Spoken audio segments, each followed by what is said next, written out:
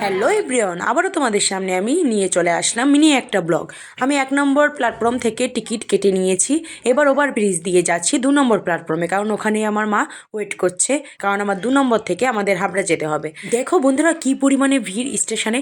আমি বুঝতে পারি না, স্টেশন ফাঁকা থাকে যখনই ট্রেন আসার সময়, তখনই কোথা থেকে যে এত লোক চলে আসে আমি নিজেও জানি না সেটা। এদিকে দেখো মা আর আমি ওয়েট করছি ট্রেন আসার অপেক্ষায়, অনেকক্ষণ ধরেই ওয়েট করছি। এদিকে দেখো ট্রেনটা ঢুকে গেছে, এখন আমরা যাব হাবড়াতে। হাবড়া থেকে ওখান থেকে বাস ধরবো। ট্রেনটার মধ্যে দেখে মনে হচ্ছে ভীষণ ভিড়, কে জানে উঠতে পারবো কি না। ধাক্কাধাক্কি করে কোনো মতে ট্রেনের মধ্যে উঠেই পেলাম। দেখো বন্ধুরা, তোমাদের সাথে শেয়ার করছি কি পরিমাণে ভিড়। ট্রেনের মধ্যে পুরো কাদাকাদি করে আমাকে যেতে হলো হাবড়াতে। এরপর হাবড়া থেকে নেমে একটু হেঁটেই বাস স্ট্যান্ডে গিয়ে বাসে উঠে পড়লাম, নৈহাটির বাসে।